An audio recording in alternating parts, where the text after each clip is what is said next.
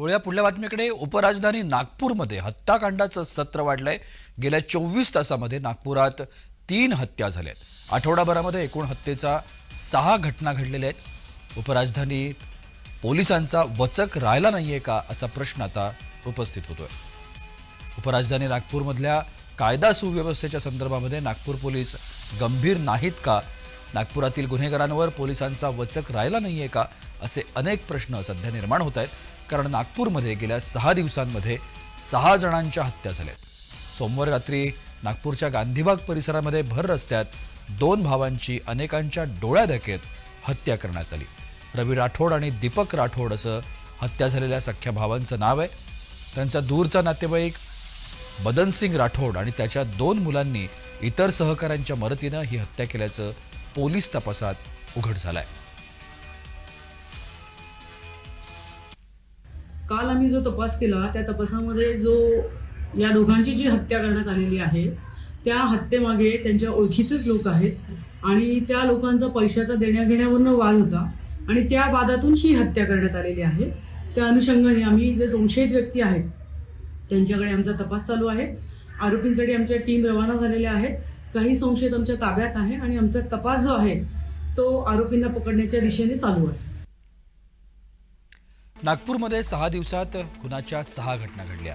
24 डिसेंबरला Kalamna police station अंतर्गत आदिवासी नगरमध्ये सचिन गुप्तावर जीवघेणा हल्ला झाला.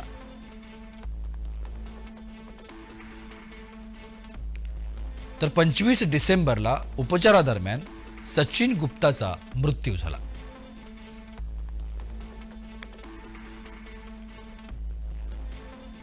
सव्वीस डिसेंबरला कुलदीप चव्हाण नावाच्या तरुणाची हत्या झाली आणि त्यानंतर रिकेश शिक्कलवार या मित्रानं दगडानं ठेचून ही हत्या केल्याचं उघड झालं. आरोपीकडून जुन्या हत्या प्रकरणात तुरुंगातून सुटून आल्यानंतर कुलदीप चव्हाणकडे पैशांची मागणी केली होती. हे हत्येमागचं कारण असल्याचं पुढे येत आहे.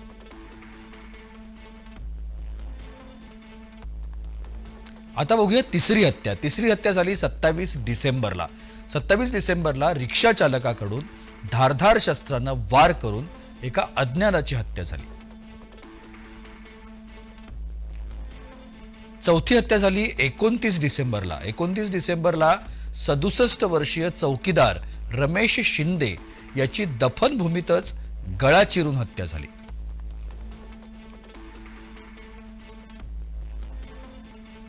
पाचवी आणि 6वी हत्या 29 डिसेंबरला गांधीबागमध्ये झाली.